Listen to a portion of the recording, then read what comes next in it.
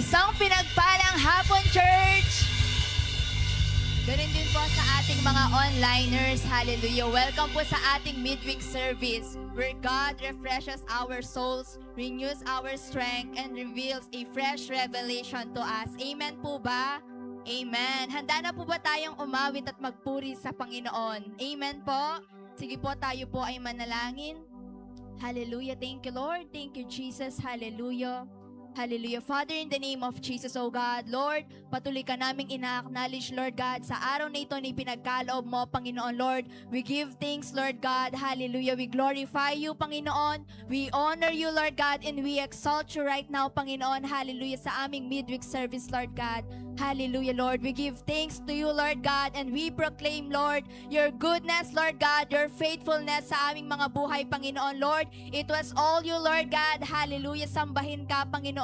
Purihin ka. And Lord, right now, Panginoon, Lord, we worship you in spirit and in truth, Lord God, in the name of Jesus. Mapangyari ang kalooban mo, Lord. Hallelujah, in the name of Jesus. Salamat, Ama, Lord, sa kapayapaan, Lord, sa biyaya, Lord God, sa mercy, Lord God. Hallelujah. Patuloy na ikaw ma-please, Lord God, sa araw na ito, in the name of Jesus. And Lord, patuloy namin ipinagkakatiwala ang aming midweek service, Panginoon, sapagkat sinabi mo sa inyong mga salita, O Lord, Lord, that this will be our lamp, O God, to our feet and a light to our path, Lord God. Your word, Panginoon. Hallelujah. Salamat, Ama, Lord. We bring back to you the highest praises, glory, and honor. In the name of Jesus we pray.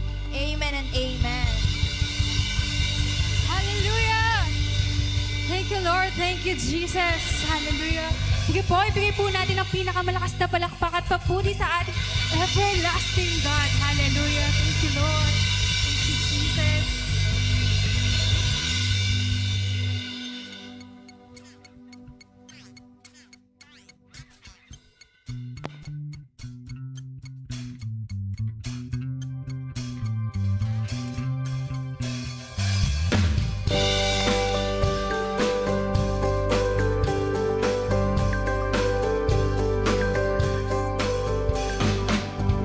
Strength will rise as we wait upon the Lord. We will wait upon the Lord. We will wait upon the Lord. Strength will rise as we wait upon the Lord. We will wait upon the Lord. We will wait upon the Lord. Oh God, you reign forever. Our hope, our strong deliverer.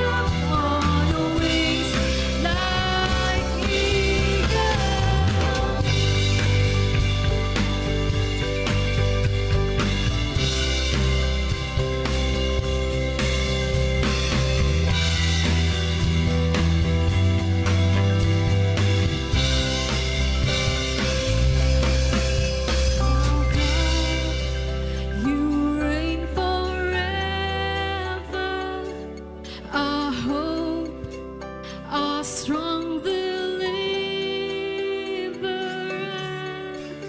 Our God, you reign forever. Our hope, our strong deliverer.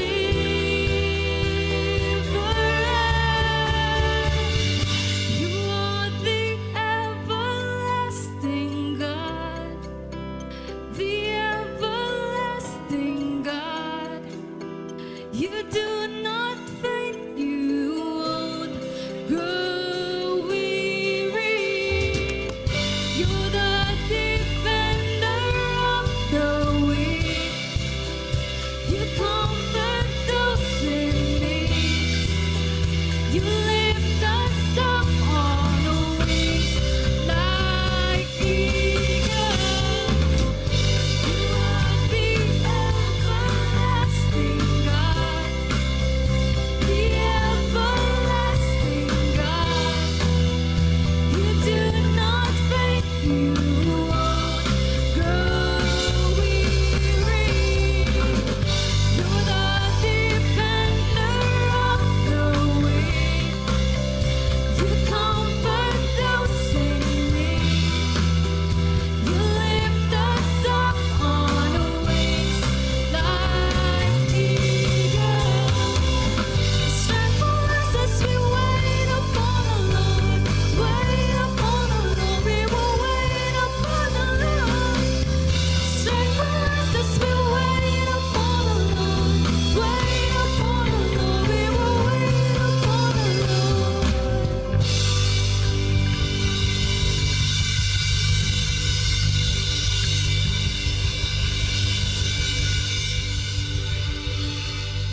Hallelujah. Thank you, Lord. Thank you, Jesus. Purihin ka at sambahin, Panginoon. Hallelujah. For you have been so good to us. Hallelujah. Thank you, Jesus. Hallelujah. Thank you, Lord. What a friend you have in you, Jesus. Thank you, Lord. Hallelujah.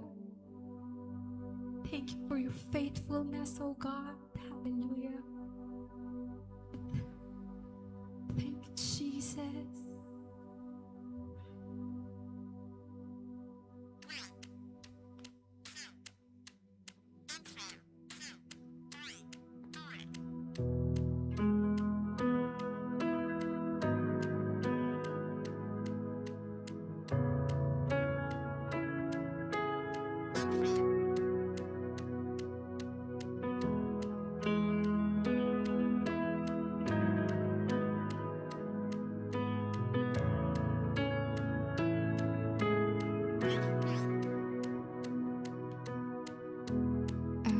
Call you faithful for the promises you've kept and every need you've met. Lord, I'm so grateful. You were with me every step, and I never will forget. 'Cause when I think of how you blessed me, how your hand has never let me go, never let me go. You have been so good to me. God, I can't believe how you love me. What a friend you have been. So good to me. Oh God, I can't believe how you love me. What a friend you have been.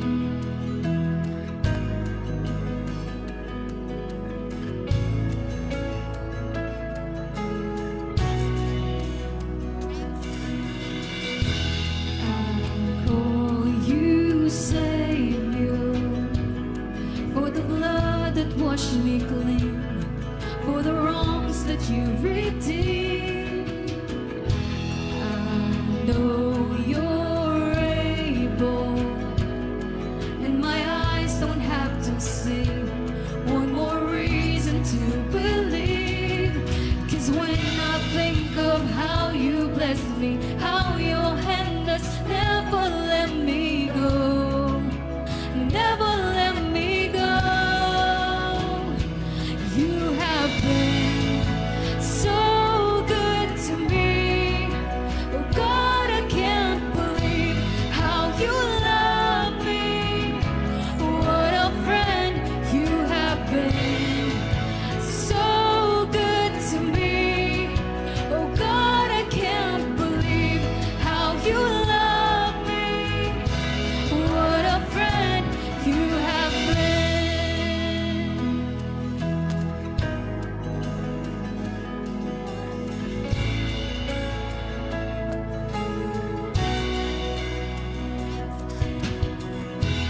I call you Savior, for the blood that washed me clean, for the wrongs that you redeemed. I know you're able, and my eyes don't have to see one more reason to believe. 'Cause when I think of how you blessed me, how your hand has never let me go, never let me go. You have been so good to me. Oh God, I can't believe how you love me. What a friend you have been. So good to me. Oh God, I can't believe how you love me. What a friend you have been. Oh, what a friend you have been,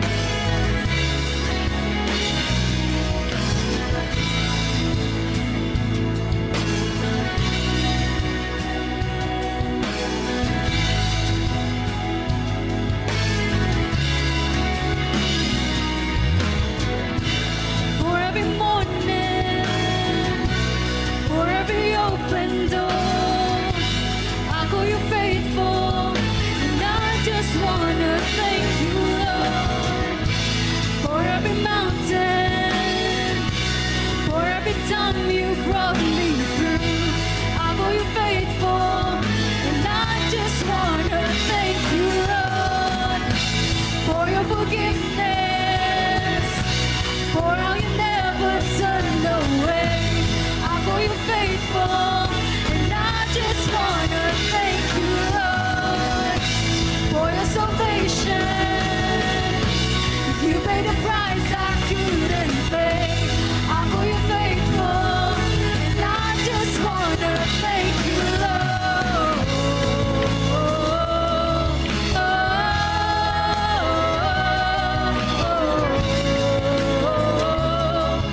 And I just wanna thank you, Lord.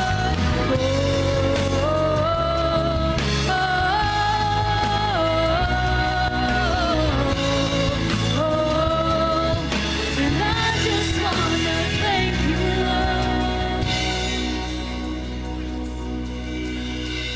You have been so good to me. God, I can't believe how you love me. What a friend you have been. So good to me. God, I can't believe how you love me. What a friend you have been. So good to me.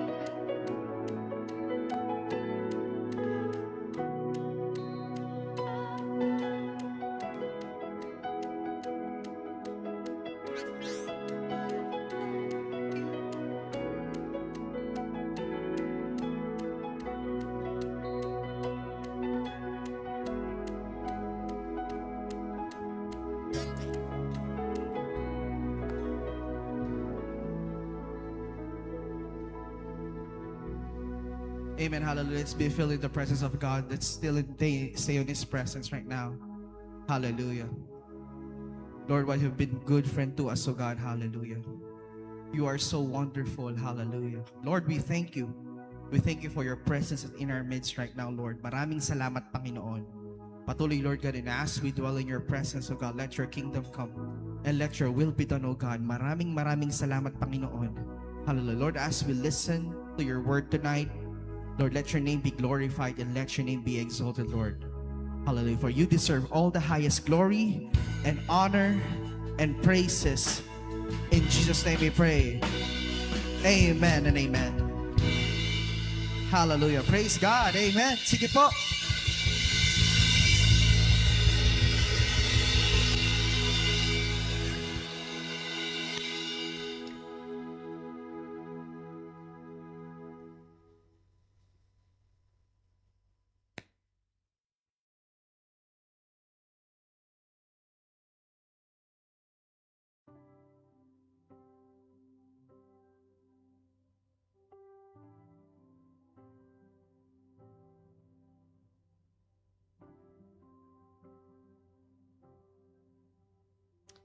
Praise God. Amen.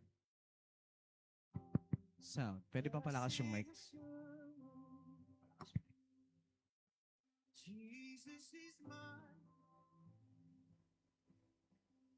Sound check.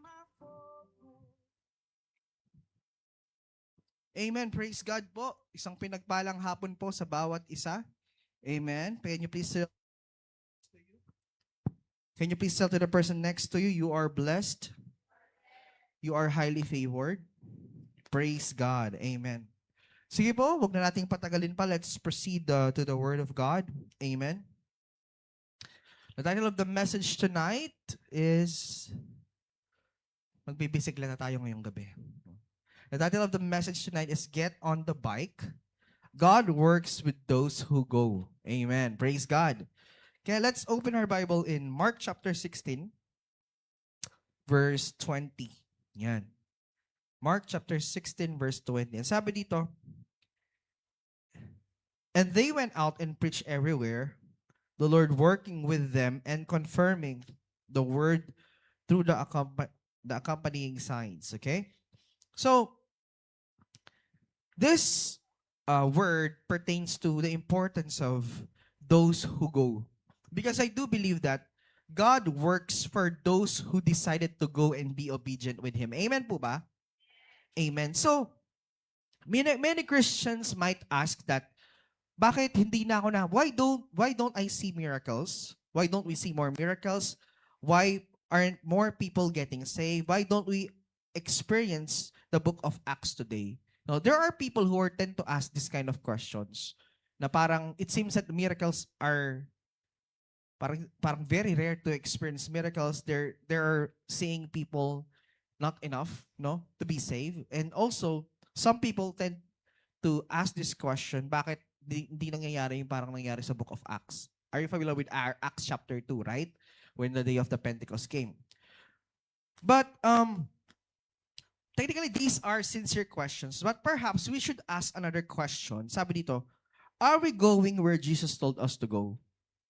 When we ask, why is that I don't see much more miracles now?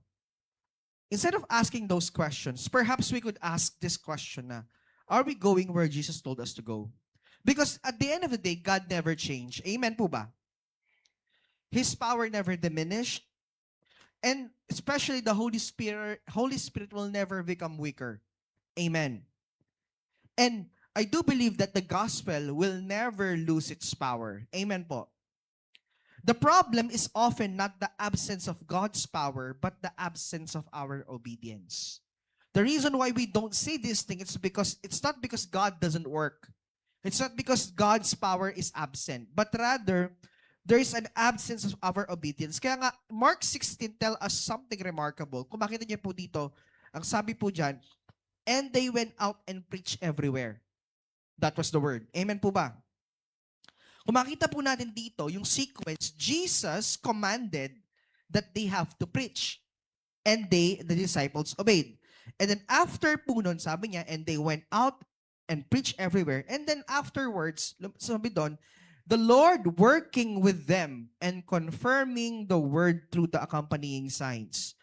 So after Jesus commanded, after the disciples obeyed, then the Lord said, the Lord worked with them. Hindi po instead of them, not apart from them, but it says with them. So God didn't work apart from them. God did not work instead of them. God worked with them. So God is with them. Kasama nila ang Diyos. Amen po ba? And God has always chosen to partner with willing people. You know, God will always choose people who are willing to follow Him. And for those people who are willing to follow Him are the ones who are going to be promoted. Amen po ba? Those who are willing to follow Jesus, those who are willing to follow God, are the ones who are going to experience these miraculous things in life. Can I hear an amen? Kaya nga, yung message natin today is get on the bike. God works with those who go. Amen. Kaya nga, di ba, ang bisikleta po, mapufulfill lang ang kanyang purpose when someone rides it. Amen. It will not work without a driver. It will not work if there's no person who will pedal and have it go. Can I hear an amen? So technically, a Christian fulfills his calling only when he moves in obedience. You could say that you fulfill your calling if you obey. Can I hear an amen?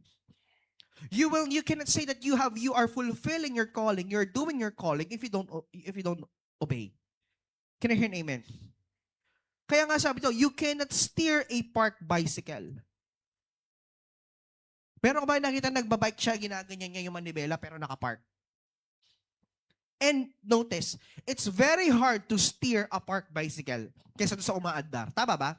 Napakahirap ibaniobra ng bisikletang hindi umaandar compare pag umaandar siya. Try nyo ganunin. Yung e-bike ko, try nyo. Try nyo ganunin yung e-bike ko habang nakapark. Napakabigat ng manibela. Because ang purpose niya is para umandar. Tama po ba? So, you can steer a parked bicycle. Likewise, God directs moving people. God wants or God loves moving people. When we talk about God's moving people, it means we are pertaining to obedient people. Can I hear an amen? Because point number one, when we talk about God works with those who go, number one, God partners with obedient people. Gustong katrabaho ng Diyos, gustong maging partner ng Diyos yung marunong sumunod. He will never partner to someone who is lazy, who is not obedient, who is not consistent, and easily distracted. Amen? Kaya nga, if you looked, why Jesus chose 12 to change the word? Amen. He can choose better disciples, right? But why God choose 12 to change the world? Because He chose only those who are willing to follow Him. That's why, di ba, nung nagpakain po siya ng 5,000 men, right after magpakain, may sumusunod pa sa kanya, di ba? And this is what Jesus said, they only follow me because they want something from me. Am I right? They only following me because they want something from, not because they want to change, not because they want to obey. They just want something from God. Kayo hubay nandyan pa mga kapatid. Kaya nga, in Mark 16:20 sabi, and they went forth, the Lord working with them. So, notice what the Bible does not say. It does not say the Lord worked while they stayed at home. It says they went and the Lord worked. Throughout Scripture, God works with people who are obedient, who are working. Diba? Say the word work. Amen po ba? Kaya nga I do believe na ang isang Kristiyanong sumusunod sa Diyos, even in the corporate world, tamad. Hello po. I do believe that a person who is fulfilling his calling to the Lord, who is following Jesus, obedient to God's word, when we talk about sa corporate world, when they are working, they are not lazy. Because God loves those people who worked. Amen po ba? One great example is Moses. Amen po ba? God could have spoken directly to Pharaoh, but he used Moses. But instead, he sent Moses. Amen po ba? Exodus 3 verse 10, "Come now, therefore, I will send you unto Pharaoh." Isn't it, can God do it? Can God speak to Pharaoh directly? Yes. But he uses someone that will become his voice to speak for his people. Kayo ba'y nandyan pa? Because Moses is obedient. Amen po ba? Another example is Joshua. God promised the land, Joshua still had to march. Amen. Pinramis na ng Lord ang lupang pangako or the promised land, the land of milk and honey, but still, Joshua did something to claim the land. Amen po ba? Joshua still worked to claim the land. Can I hear an amen? Another example is David. God promised victory. David still had to pick up the stones. Although the victory was given to theirs, but still David had to swing his slingshot to kill Goliath. Can I hear an amen? Elijah, God promised, di ba? Nag-promise ng ulan ng Diyos kay Elijah. But still, Elijah had to pray. Amen. Peter, Jesus could have preached himself. Instead, he empowered Peter and 3,000 were saved. Philip, the Ethiopian, did not accidentally discover Jesus because Philip obeyed. Amen po ba? So, in Acts chapter 8, God still works this way. God is sovereign. He does not need us, yet He has chosen to work through us. Amen po ba? This is both an honor and responsibility. That's why this is what David Hernandez always saying. God's power follows surrendered vessels. God's power follows surrendered vessels. Those who surrender themselves to God are being used by God. Amen po ba? And Miles Monroe also mentioned that God will never violate His own principles. One of those principles He mentioned to His word is what we call partnership. Amen po ba? And He said that we let them have dominion, right? So what will God will do is that He will never violate His own principles, and God always wants to work with people who are obedient. God is partnering Himself to those people who are willing or obedient. That's why let's have these check-ins, personal check-ins. Are we always available? Are we interruptible? Are we willing? Are we obedient? Because technically, God is not looking for perfection, but rather He is looking for surrender. When we talk about obedient people, God is not about perfect people. Because you can never perfect obedience. Can you hear an amen? What God is looking for are surrendered people. People who are willing to surrender to Him, and those people who are willing to follow Him. People who will surrender themselves out of convenience. More than convenience. Can you hear an amen?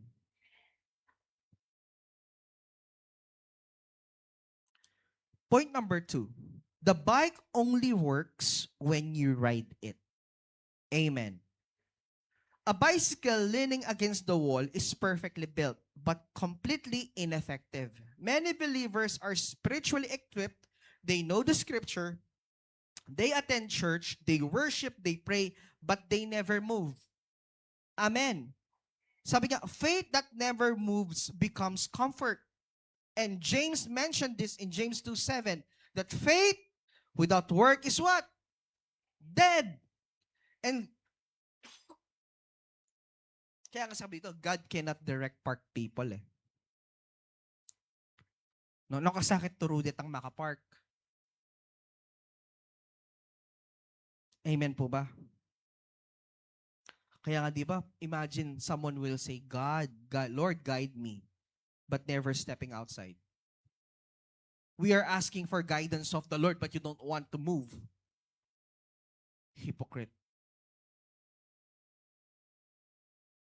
Tama ba? Humihingi ka ng guidance sa Panginoon sa araw-araw mong gagawin, pero yung ministry mo ay mong gawin. Am I making sense with you, folks? Am I making myself clear that we are always, we're asking for guidance of the Lord, that we want God to guide us in every decision. But yet, when God asks us to do something, we don't want to move. Kayo ba'y nandyan pa mga kapatid? Sabi ito, how can God guide someone unwilling to move? Di ba napakahirap i-guide ang isang taong hindi ayaw sumunod, ayaw gumalaw. Tama po ba? Paano mo i-guide yung isa? Pag tuturo ka magbike, tuturuan mo isang tao magbike, pag gusto mo siyang i-guide, kailangan paandarin niya yung bisikleta. Hindi mo siya pwedeng turuan magbike na hindi umaandar yung bike. Because it doesn't make sense at all. Right? Guide mo ko, pero ayaw niyang pumadyak. Are you getting the analogy? Am I making sense? No? We want guidance from God, but we don't want to move. We don't want to step in.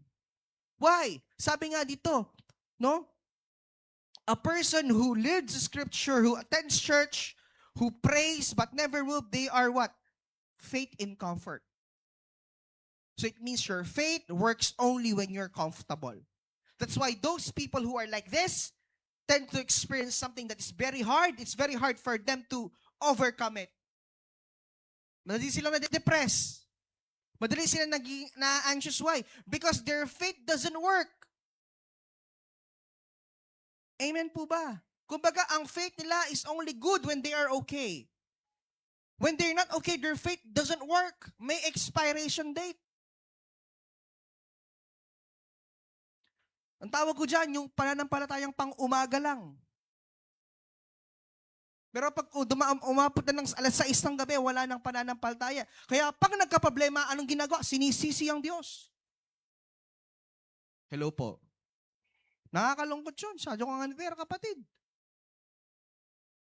Amen. At whether you like it or not, when you're like that, talagang i-consume ka talaga ng mind mo. Hanggat hindi ka nagbabago ng isip, you will continually experiencing it. The more na sinisisi mo ang Diyos sa buhay mo, the more na i-consume ka ng problema mo. Can I hear an amen? I call those people play victim. You play yourself a victim, but you are the suspect. You are the ones who committed this mistake, and yet you blame God, pa-victim ka, friend.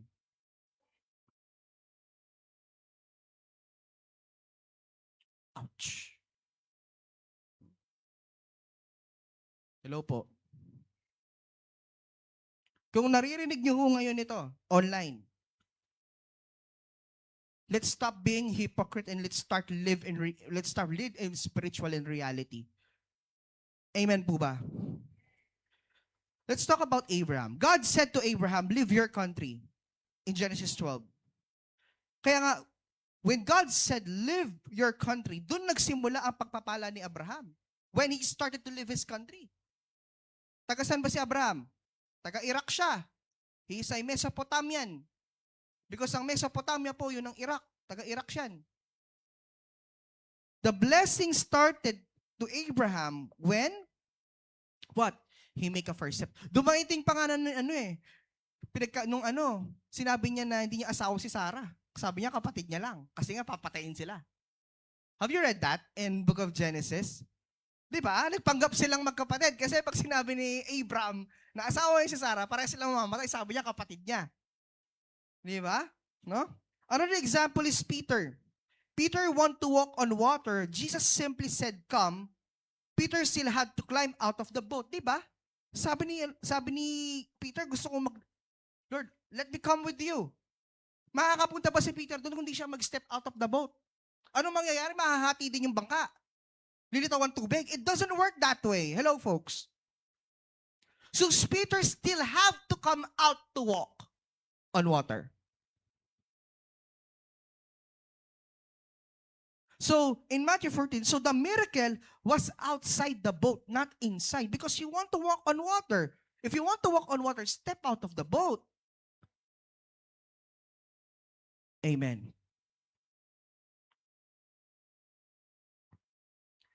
Tandaan po, halimbawa po, ang GPS, are you familiar with GPS? Actually, even phones. Dati ang GPS sa sasakyan lang eh. GPS is like a detector to locate where you at, right? Ano yung mga GPS ngayon? Yung mga Waze, yung mga Google Maps, no? Meron ng mga GPS yung mga yan. A GPS only calculates when you are moving. Di ba? Ang GPS, kinakalculate niya lang yan kapag gumagalaw ka. Likewise, the Holy Spirit often gives direction while we obey, not before. When we are moving, when we are obeying, that is where the Holy Spirit is keeping us giving constant instruction. Kayo ba'y nandyan pa mga kapatid? Alam niyo ho yun, madalas kasi why do we don't want to move? Because we are waiting for ourselves to be ready. Kailan ka magiging ready pag nag-rapture na? Kaya nga, stop waiting until you feel ready. When God instructed you, you are ready.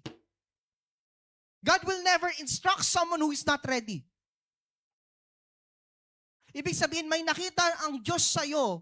Bakit niya pinapagawa itong mga bagay ito? It means that you are ready. You feel to yourself that you are not ready, but you are. Amen po ba? Let me give you an example. You know, last 2024, yung aking, alam niyo ho bang nagsabay ang aking thesis at saka yung application ko sa DepEd? Morning, alam niyo yun, morning,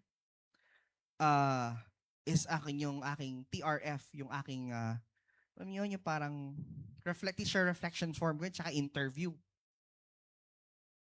Sasagutin ko siya sa Diosdado pa ako sa Diosdado Makapagal National High School kami pa TRF. And then kinagabihan magdi-defense ako. So wala ako sa sarili ko ng mga araw na yon. Kasi dalawa yung iniisip ko eh. Trabaho at pag-aaral. So my mind was divided that time. But sabi ko nga sa misis ko nun, feeling ko hindi ako ready sa defense. Sabi naman, nagbasa ka naman. Sabi nga, oo, nagbasa naman ako. Ako nagsulat eh. Siyempre, nagbasa naman ako. So, alam niyo ho yun, my preparation was not, I know to myself that I did not prepare. Na parang hindi ako compare sa mga klase kong talagang sub-sub sila na nag-prepare. Ako, it's just, naghanda ako, pero feeling ko parang hindi ako ready. But when I step in to the defense, dun sa sa auditorium, sa room namin, sa defense hall. When I was presenting my thesis, or yung aking thesis, master's thesis, doon ko na-realize na I was more than ready. Nakyapos naman ta. I was more than ready. Yung sabi ko, yung mga sunod na lumalabas sa bibig ko, hindi ka alam na kusa silang lumalabas. And just words flows out of my mouth. And those questions have been asked to me, all of them were answered. So sabi ko ganun, akala ko hindi ako ready, pero ready pala ako. It's just because I did my part. I step out. No matter how hard it is, Lord, kahit na sobrang conflict ng schedule na yun, I have to work it out because I need to move. Can you hear an amen?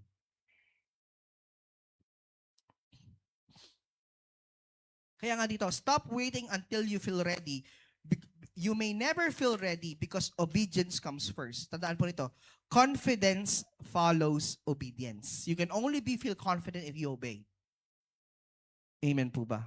If you don't obey, you will not feel confident. Amen po ba? Kayo ba nandiyan pa mga kapatid? That's point number 2. Point number 3, God honors action, not excuses. Many believers say, I don't know enough, I am too shy, I am afraid, I'll do it someday. But someday often becomes never. Tama? Hindi pa ako masyadong marunong. Nahihiya pa po ako, natakot po ako.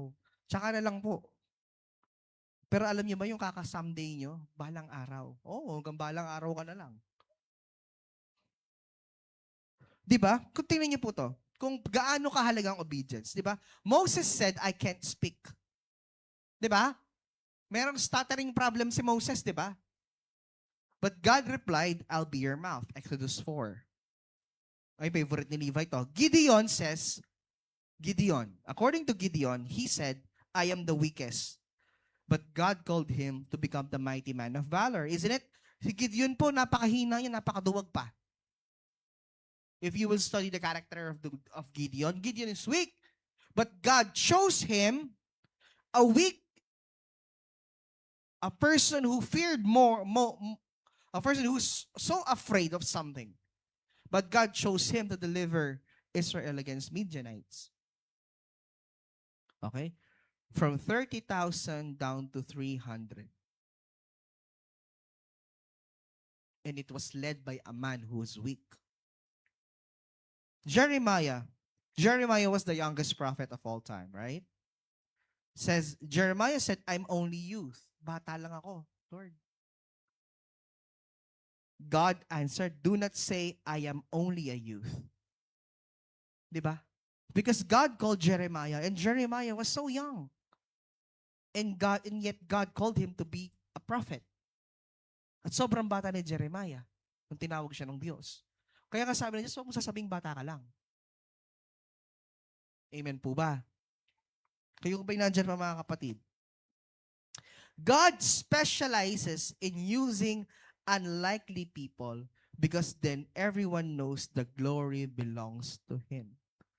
Gustong-gustong ginagamit ng Diyos yung mga people who are unlikely, who are different, who are unique. Kaya nga, I do believe that God is very unconventional. He doesn't follow human standards. God always thinks different the way we think. God can use the weakest to shame the strongest. Amen po ba? God can use even the smallest, even the person you hate the most to bless you. God can even use the most unlikely creature to bring food to you. Isn't it? Among all the birds, pwedeng dove, pwedeng eagle, pwedeng parrot. Diba? Pwedeng, ano ba yun? Pwedeng raven. I know, raven. Bakit crow ang dinala? The most least expect creature is the one that will be used by God to bless Elijah. Tama po ba?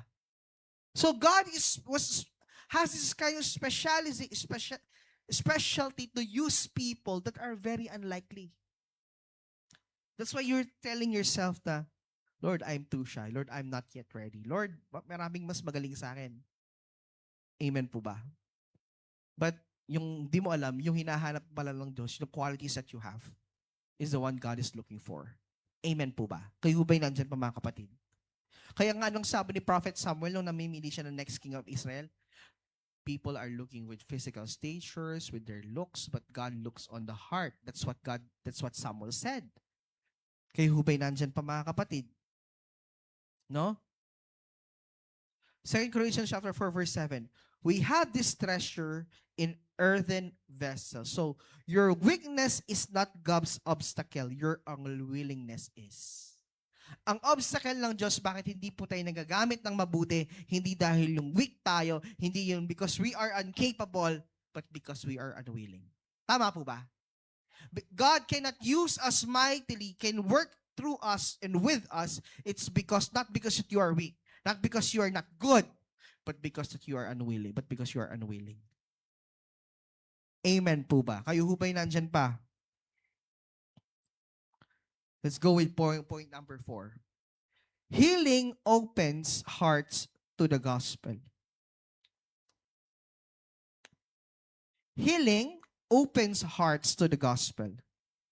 One reason Jesus healed people was because miracles reveal the kingdom, which is true. In Acts 3, Peter healed the lame man, thousands gathered, Peter preached Christ, and healing became the doorway. In John chapter 20, verse 30 to 31. So the miracles were recorded so people would believe healing is not entertainment, but rather healing is evangelism.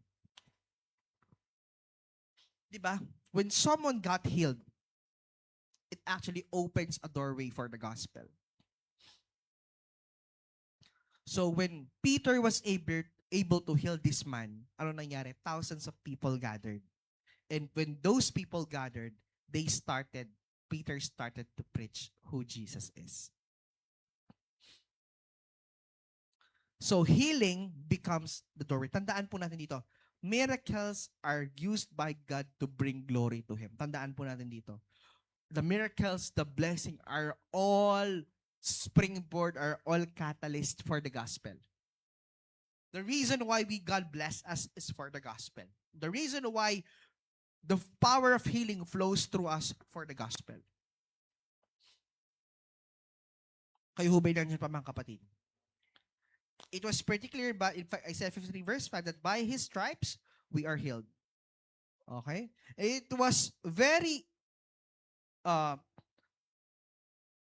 lang po ako saglit.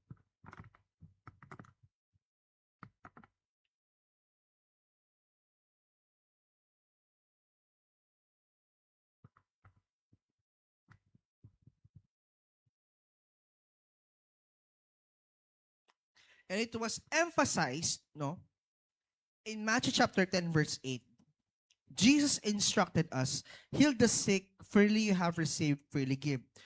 Notice Jesus never said only pastors. He spoke to disciples. Can we all pray for the sick? Hello po. Ba't di ka nagsasalita?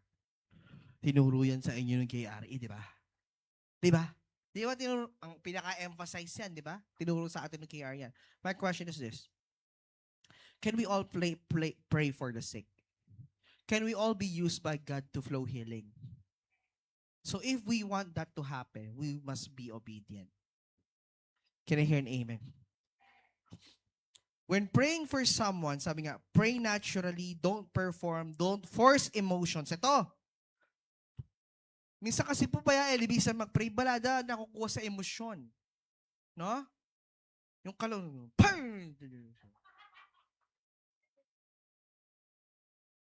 alam nyo, meron ho nung inatinan ko nun sa may church sa may Mexico, no? Nung nililihans ako ng pastor, di ko alam kung natumba ako dun dahil na-slain talaga ako or nagulat ako. Sabi niya, pardon, gulat ako ganyan eh. Hindi ko alam kung natumba talaga ako or ano, dahil nagugulat ako. Kasi nagulat talaga ako. Kasi naka-mic siya eh. Yung, I bless you. Yung ang malumanay niya, tapos bigla, pardon, I was caught off guard. I was not aware whether if I was alam mo yon? I was shocked or I was slain by the Spirit. No, kasi nagulat ako eh. Kaya nga, pray naturally. Amen. Don't perform. Wala kang dapat ikaskas. Di mo kailangan tawanan. Diba? Di ba nilalawan? Diba? Iba nilalawayan eh. Wala kang dapat ipasuot. That's performance. Hello po. Wala kang kailangan pausukan. Am I making sense po? Ito ha, don't force emotions. Di mo kailangan munang hintayin mo siyang umiyak. Amen po. Kasi iba, hindi ho nalalaramdaman ang kapangyarihan ng Diyos pag di sila naiyak. Nakakasunod po ba tayo? Kaya nga, when we pray for the sick, we have to trust Jesus. Keep your focus on Him and expect Him to move. Alam niyo po, whenever we impart, whenever we pray for someone, no, ito, we have to be careful on this, folks. You have to listen carefully. Make sure that when you are praying, when you are ministering, make sure that you are in the right mind to minister. Make sure you're not driven by your emotion. Why? Because if you are driven by your emotion, yung emosyon na meron ka, yung spirit na meron ka, lilipat dun sa nilihans mo. Instead of naging pagpapala ka, naging problema pa yung ginawa mo. You have to be careful on this.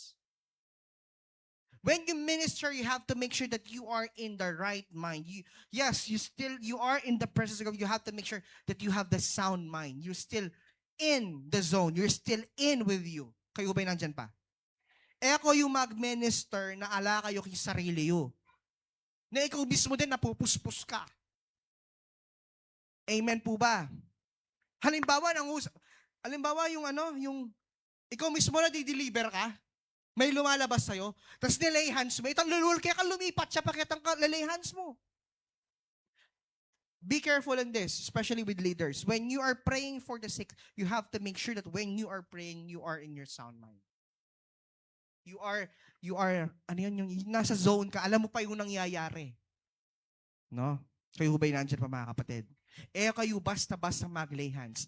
When someone is ministering here, a pastor, hanggat alayang instruct kayo mag-minister, ako mag-minister. That's SOP. Kayo ba'y nandiyan pa mga kapatid? Kaya po, kayo basta-basta mag-lay hands. Even when someone is having slain in the spirit, puta talnan. Puta may pasangan kayo. Meron, di ba? Meron, kasi iba nadideliver Diba? Ito, walang biro to. Meron kang kilala, kapatid, ay kaibigan. Dideliver na kanino. I'm not kidding. This is not, tanongin niyo yung asawa ko.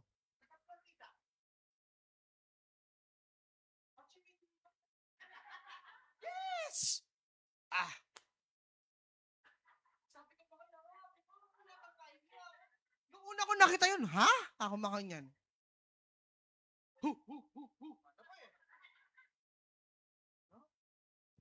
You have to be sensitive on it. Kayo ba'y nandyan po mga kapatid? No? Alam niyo po, if there's one thing na hindi masyadong napapansin tayo,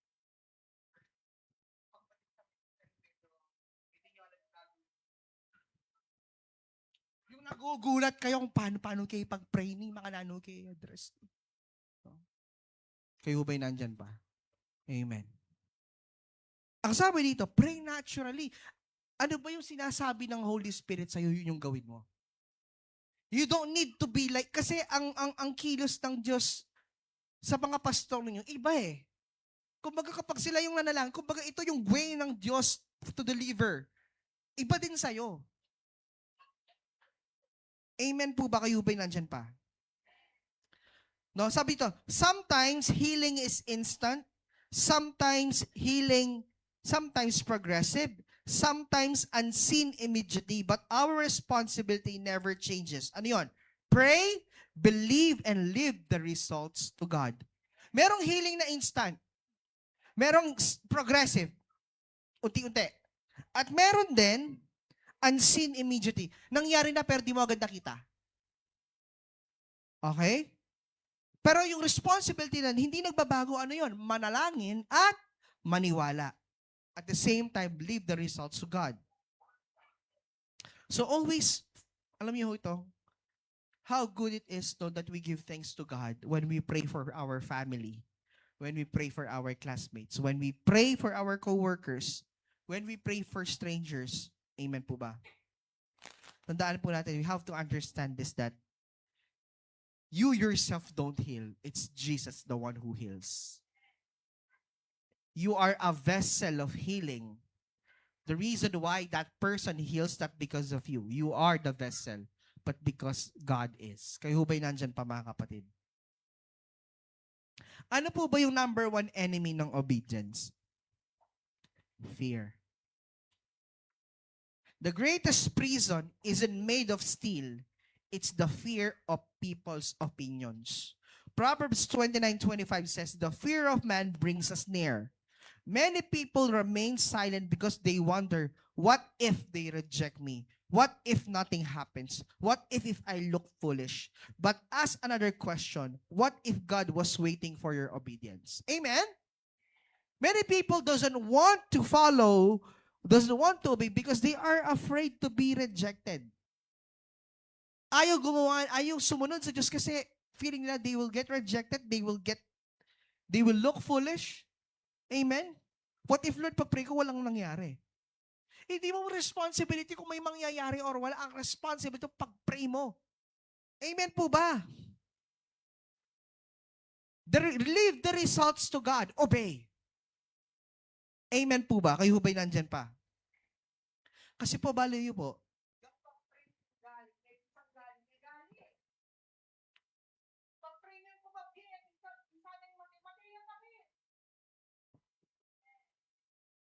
Hello! Because God honors your faith. Amen po ba? Kahit pa ipauna na ang tao, gusto ng buhay ng Panginoon, gawin sa nakabatan, kaya naman po, behavior ng gawin tayo, kung tao, gusto nang makita ang gawin, wala kang magagawa. So, anong dapat mong gawin? Pray. Then leave the results to God. Perhaps that's the faith of the family. But the faith of yun yung faith ng person. Kayo hubay nandyan pa. You know, if something did not happen, it's simply because the person doesn't want to. Amen. Or, it could be gradual, it could be instant, and it could be unseen sometimes. Kayo hubay nandyan pa mga kapatid. Acts chapter 4 verse 13 says, they recognized that they had been with Jesus. Sabi ito, boldness comes from intimacy. Sabi ni David Hernandez, time in God's presence produces supernatural confidence. You don't manufacture boldness, you receive it. You become bold in Christ. You have this kind of boldness to preach, not because you have it, but because you have received it. You don't manufacture boldness. Amen po ba? Your boldness to preach the gospel, your boldness to stand to what is right is not received by your own will, or is not manufactured by your own will. It is received from God. Amen po ba? Ano man po yung merong tapang na meron tayo, hindi galing sa sarili natin. It comes from God. Acts chapter 4 verse 31. They were all filled with the Holy Spirit and they spoke the word with what? Boldness. Isn't it when the disciples received the Holy Spirit, that's the time they started to preach the gospel. They were no longer afraid. That's why most of the disciples, or 13 out of them died in vain, right? They died martyr. Isa lang ang hindi, si John the Beloved lang. Kaya nga nasulat niya po ang Book of Revelation. No? And the rest were killed. The rest were martyred because they have this kind of boldness to preach the word. Now, I'm going to ask you this. Are you willing to preach the gospel? Because whether you like it or not, there will always be a cause of preaching the word. Amen po ba? Kaya hubay nandyan pa mga kapatid. And whether you like it or not, you have to defend the gospel. We have to defend the gospel. But when you defend the gospel, you have to make sure that you don't argue. Make sure that whenever we defend the gospel, always we core to what does the word of God is saying. Hindi mo ka makipag-away. Hindi, kaming totoo. Huwag yung gagayahin yung ibang relihiyon or yung ibang religious group na kailangan na willing silang siraan yung kapatid or yung ibang pananampalataya just for to prove your point. Yeah, okay, you have, because nung nagde-devotion nga kami, sabi ko, kita mo, lahat naman may argument eh. Lahat naman may punto eh. 'Di ba? Some people believe in tongues, some people they don't. Tama? Some people believe to the slain of the spirit, some people they don't. Some people believe in but sabi ko ganun sabi ko nga, alam mo, sabi ko ganun. When people, nakakalungkot, mga Kristiyano pa mismo, they accuse kapwa Kristiyano that they are preaching the false gospel. Kaya nga sabi ko sa inyo, how you will know if that is a false gospel? Look at the core. Amen. Number one, if they preach that Jesus is not God, that is a false gospel. If salvation comes from or can be worked on, not you're being saved by grace through faith alone, that is a false gospel. Look on, do they believe in the Trinity? If they don't believe in Trinity, that is a false gospel. So therefore, you have to look on the core of the gospel. Do they believe that Jesus died and rose again? So you have to look on those specifics for us to determine whether these people are preaching the right gospel or not. Kung parehas kayo, hindi siya false gospel. Perhaps sa ibang aspeto ng paniniwala, magkakaiba tayo, pero dapat sa core pare-parehas.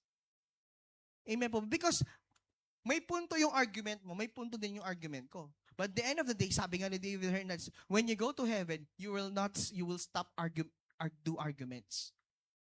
Kayo ba'y nandyan pa mga kapatid? And what is important here is the core of the gospel. Amen po ba? Yes, true. Pero sabi nga ganun, be careful. We had been saved through faith, but of course, we always practice righteousness. Amen po ba? Kayo ba'y nandyan pa mga kapatid? Kaya nga, spend time daily with Jesus, then when opportunities appear, step forward, don't overthink, obey. Point number 6. Humility protects the anointing. Ayan.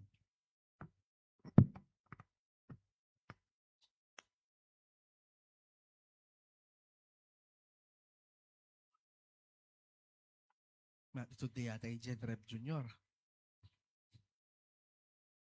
Okay. Point number 6. Humility protects the anointing. Never confuse God's power with your ability. Acts chapter 3 verse 12 says, Peter said, "Why do you look at us?" Paul declared in 1 Corinthians 3:6, "I planted, Apollos watered, God gave the increase." The miracle belongs to Jesus. The testimony belongs to Jesus. The glory will always belong to Jesus. Sabi ni Dr. Miles, when the purpose is understood, pride disappears because you know you are only fulfilling your assignment. Tandaan po natin ito. Whatever has been done for God, it should always kailangan po bumalik sa Kanya. Your testimony belongs to God. The miracle belongs to God. And the glory should always belongs to God. Amen po ba? Kaya nga, stay holy, stay humble, stay dependent, and stay teachable. Ano po ba ibig sabihin ng anointing? When we talk about the word anointing, it means it is the power of God. When you say that you are anointed, kasi anointing is a noun. Okay? It's a noun. It's a gerund. Anointing. So when you are anointed, it means it was being passed on to you. It's not innate. Kapag sinabing innate, ano siya natural no. Anointing is being passed on And we have seen that with a teacher mentor, right? The anointing is being passed on. It's not something that is innate. Technically, when God anointed us, the goal is what? Is always to bring glory to Him. Amen po ba? Sabi nga, maraming mga pastora bumabagsak kapag kinain sila ng pride. That when they preach, it seems that it's their work. It's their work of art. It seems that they are the ones who did it, but they don't. Kayo ho ba yun nandyan pa mga kapatid? Especially pag nakita mo, alam niyo ho kasi pag nagmamaterialize, lumalaki, no? Kaya nga sabing ganun, sabi ni Dr. Miles nung when I have listened yung kanyang preaching sa mga men, sa mga kalalakihan. Kasi nag-preach siya ng the before night sa mga kababahihan. Tapos preach itong araw sa mga kalalakihan naman. Sabi niya ganun, "Men, listen to this. Dear pastors, listen to this. If your church," sabi niya ganun, sabi niya, "gain many members in quantity," mabilisan, you have to be worried. Pag dinakal kayo ng biglaan, you have to be worried. Bakit? Sabi ganun. Dahil nung mga yon, sabi nga, they are wolves.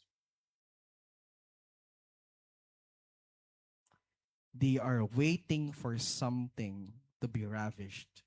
It seems that they need something from you. But they don't. They want to listen to you, but they don't want to follow. Kaya nga, ano yung dinidesire ng Lord sa atin?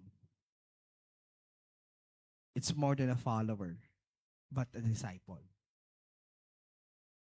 Amen po ba? Yung iba, yung disciple ayaw nila yung disciple. Sonship ang gusto nila.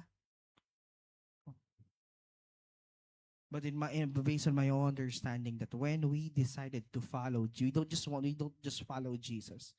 We are the disciple of Jesus. Amen po ba? And we have to be aware of it. This one. So whenever God uses you, immediately return the glory to Him. Never advertise yourself. Always magnify Christ. Kaya nga sabi nga, humility protects the anointing. Okay po, kagaling mo naman kumanta. Amen po, thank you po, but glory to the Lord. Ibalik yung ang Lord nga naman. Na mga achievements na atinta mo, ibalik yung ang Lord. Alam nyo, meron na lungkot ako eh. Meron akong kilala na graduate siya. Nung binasa ko yung post niya, hindi man pasalamat king Gino. I was saddened about it. Graduate siya, tinawid siya ng Diyos. Pero hindi nagpasalamat sa Diyos. Pinasalamatan ng magulang, sige, granted, yung mga taong tumulong sa kanya. Pero yung naglagay sa kanya doon, wala. Ba. Ang mga yun, ba. Banana.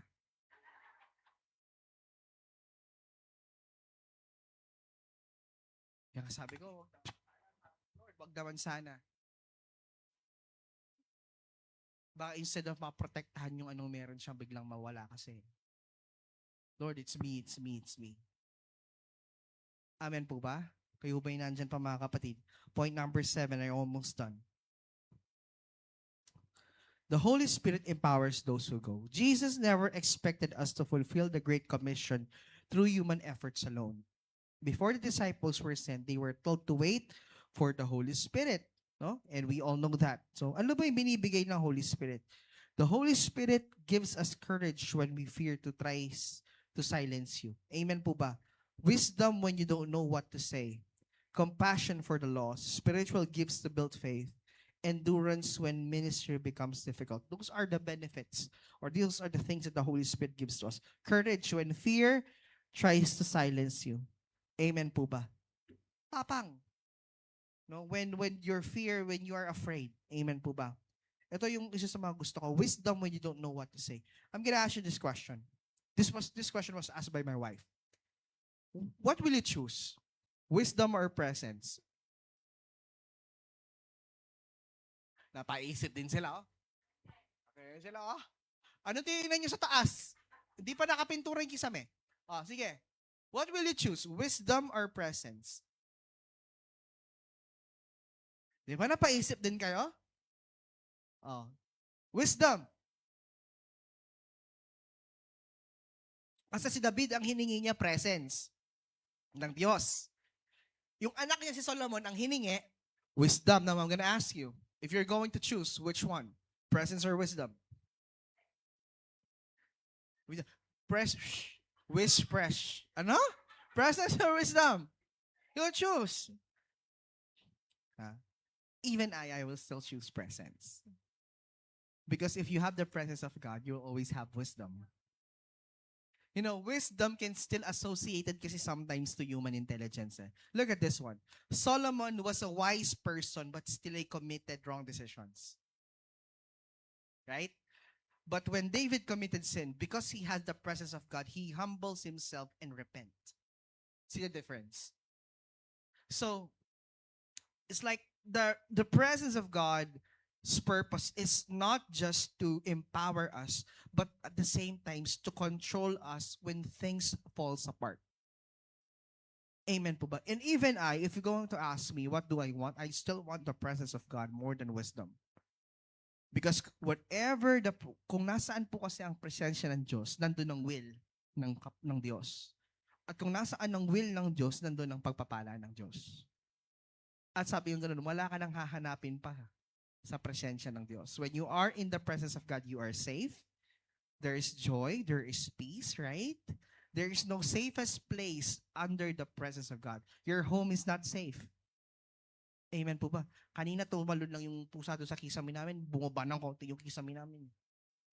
Safe ba yun? Di ba? Even your homes are not safe, are not the safest place. It's the presence of God. Amen po ba? Kayo ba'y nandyan pa? Compassion for the lost. Ayan, narata pong iligtas. sobrang, yung alam mo, yung may burden ka sa in your heart na ilaligtas din yung taong rin. Okay? Spiritual gifts to build faith. We are all have these spiritual gifts given by God. Amen po ba? Endurance when ministry becomes difficult. Eto, balo tamong balo ret ang atsuking presensya na ning Ginu, patsetilang pagdalanan, era mawawala.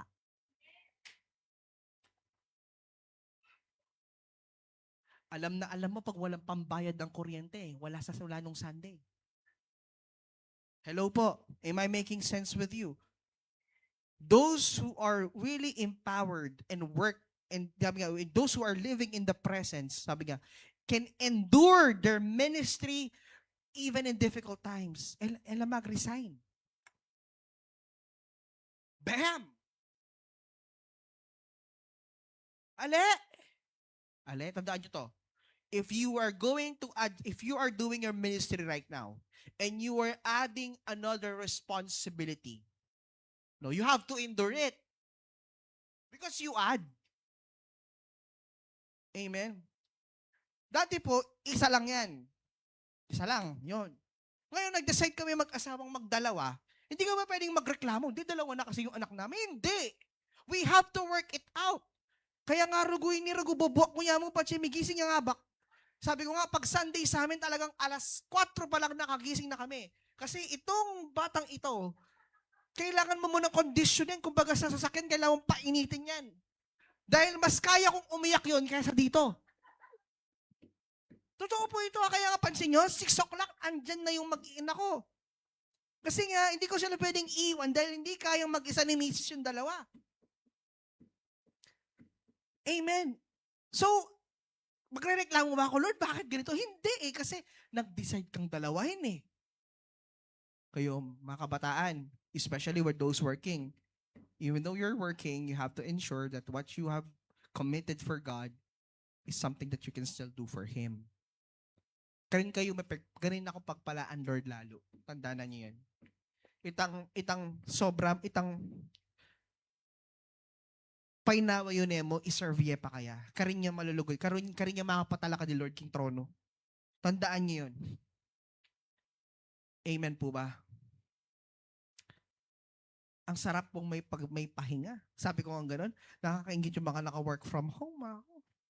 Kasi yung work nila, home No? Pero po kami mga nagtatrabaho sa government. Ang pahinga ko lang talaga Sunday afternoon. Tapos minsan may meeting pa. 'Di ba? So talagang, kaya nga sabi ng gano'n ng misis ko, tinanong niya ako, sabi niya, Daddy, anong gusto mong gift sa anniversary? Tulog. Massage. And food. Because for me, yung pahinga, luxury for me, ang tulog. Tanongin si Pastora pag Monday, lumalabas yan. Ang day off niyan, Monday Pero minsan may RRF pa din. Pero alam niyo what I'm trying to say is this, no? No matter how hard it is, you will still try your best to work it out. Amen. Especially for those who are turning professionals. If you really want God to bless your field, your work, your family, your career, no?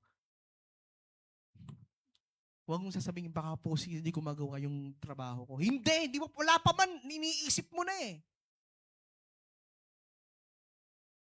O maapektuhan pala, ba't yun yung pinili mo? Am I making sense? Hello? O tanongin ko nga yung mga kabataan, ba't nag-teacher kayo? Ako nung in-interview ko ng prof, yung din namin, ba't nag-teacher ka? Kasi po Saturday, Sunday off po. Hindi ko man sinabi na Kasi po gusto ko po magturo yung, pabibo? Ang sagot ko, bakit ka nag-teacher? Sabi, bakit edok? Sabi nung din namin.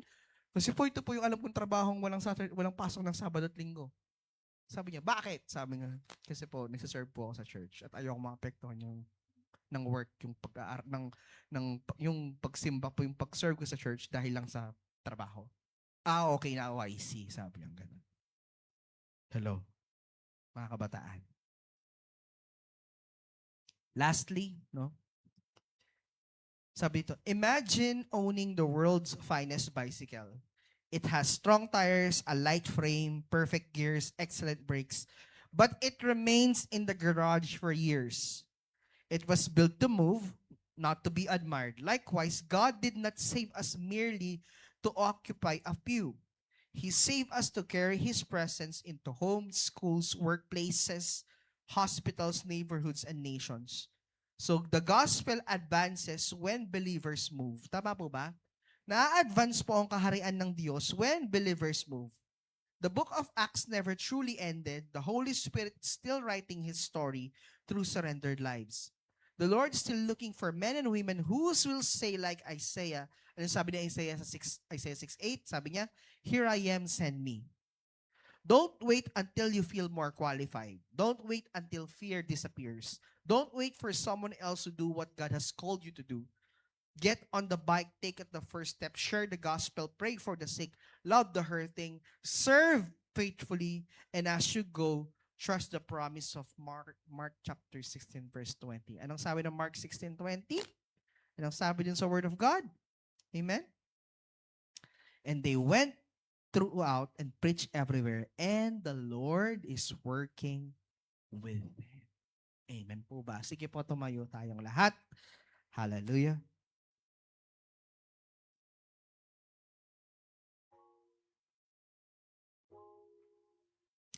Let's all pray. Thank you, Jesus. Abba, Father, we give you thanks. We give you glory, Lord, for what you have done in our lives, Lord God. Father, we thank you that we know, God, that you are in our midst right now. Lord, we thank you that you have called us. That you have called us to preach the gospel, to advance the gospel of God. And you only work, God, for those who are willing to follow you. Lord, right now, we declare and we decree, oh God, that you are working with us right now. God is that you are working with us and through us, Lord.